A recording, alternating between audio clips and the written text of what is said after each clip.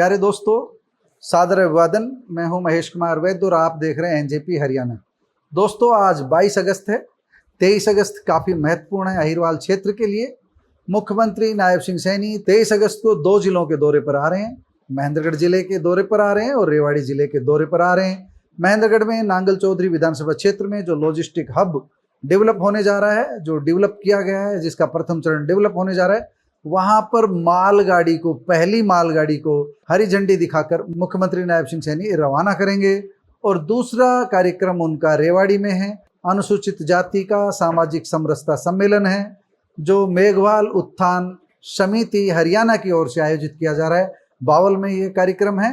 अनुसूचित जाति के तमाम नेताओं को आयोजकों ने जुटाया अपने साथ, चाहे वे किसी भी दल के हों, चाहे वे भाजपा के हों, चाहे किसी भी दल के हों, उन सबको जुटाया हुआ है। दोनों कार्यक्रम महत्वपूर्ण हैं। एक कार्यक्रम में नांगल चौधरी से मुख्यमंत्री मल्टी मॉडल लॉजिस्टिक हब के बहाने ये संदेश देंगे कि नारनौल की धरा पर डेवलपमेंट के कार्य जारी रहेंगे। मल्टी मॉडल लॉजिस्टिक हब का काम पूरा होगा, किसी तरह की रुकावट इसमें नहीं आएगी। और साथ साथ हम आप पर बता दें कि डॉक्टर अभय सिंह यादव, पूर्व मंत्री, पूर्व सिंचाई राज्य मंत्री, पूर्व विधायक नांगल चौधरी के, उनके लिए एक तरह से ये ड्रीम प्रोजेक्ट रहा है और इसके लिए वह लंबे समय से प्रयास कर रहे थे।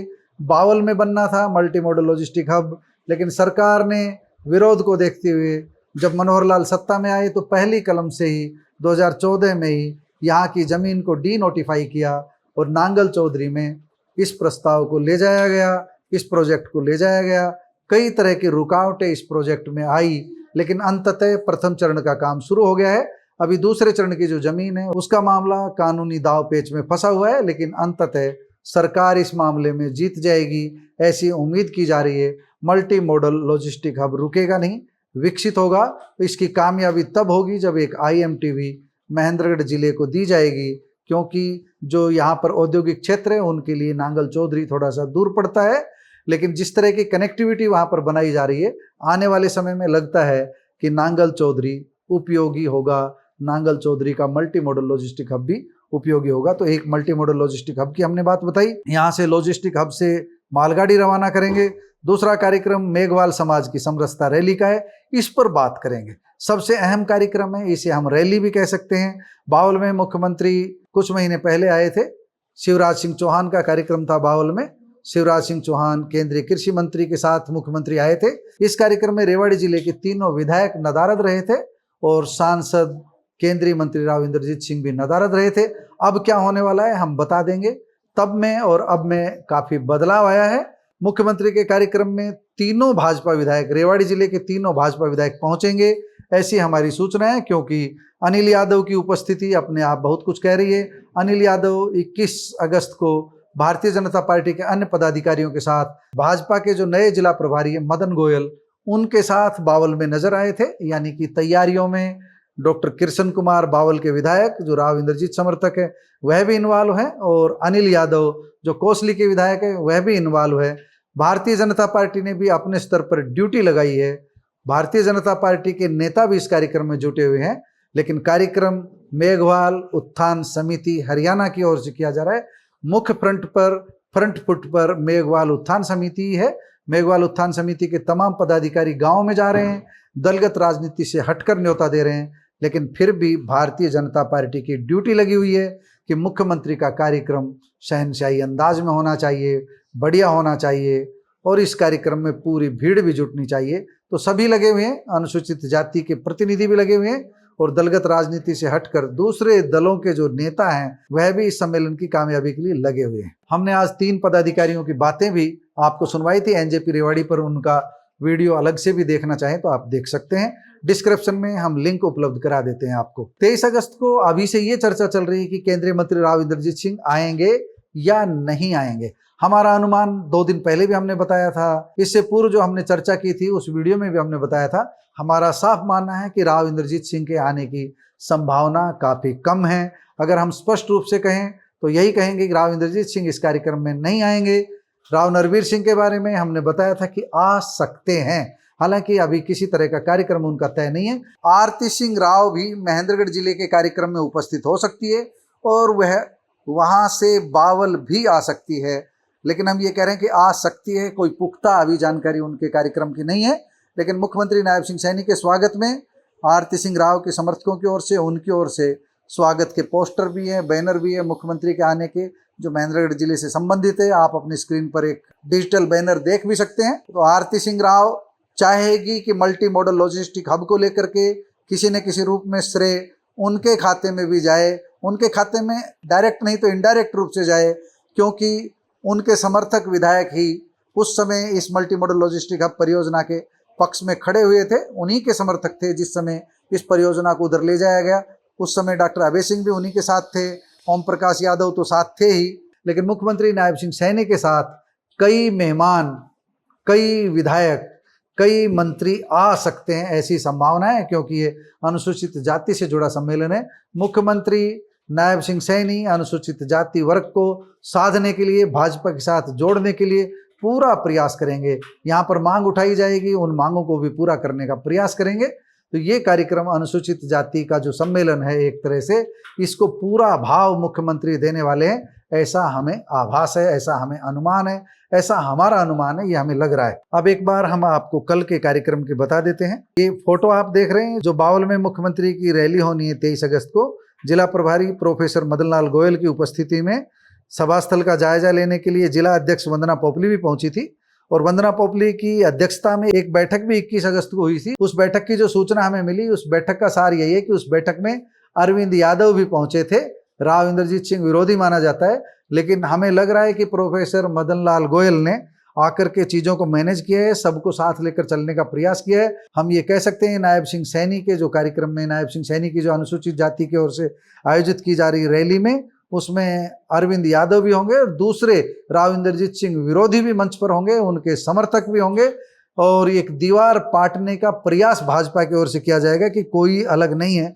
आप फोटो में देख सकते हो किस तरह डॉक्टर बनवारी लाल भी वहाँ उपस्थिति दर्ज करा रहे हैं। डॉक्टर बनवारी लाल की गिनती राव इंद्रजीत सिंह के विरोधी खेमे में होती है, अब उनके सिपह सालार के रूप में नहीं होती। राव इंद्रजीत सिंह से उनकी दूरी तभी बन गई थी जब राव इंद्रजीत सिंह ने उनकी टिकट पर कैंची चलाई थी। उस सूरत में चलाई थी जब मनोहर लाल कह चुके थे बावल की जनता के बीच आकर के कि बनवारी लाल को दोबारा टिकट दी जाएगी, लेकिन राव इंद्रजीत सिंह ने अपने प्रभाव का इस्तेमाल किया और बताया गया कि जनता का फीडबैक डॉक्टर बनवारी लाल के बारे में अच्छा नहीं था। डॉक्टर बनवारी लाल भी इस रैली के लिए कई दिन से मेहनत कर रहे हैं। तो आप फोटो देख रहे हैं, इसमें अनिल यादव भी बैठे हुए दिखाई दे रहे हैं, वीर कुमार यादव भी हैं, और दूसरे जो पार्टी के पदाधिकारी हैं वह भी इसमें मौजूद है।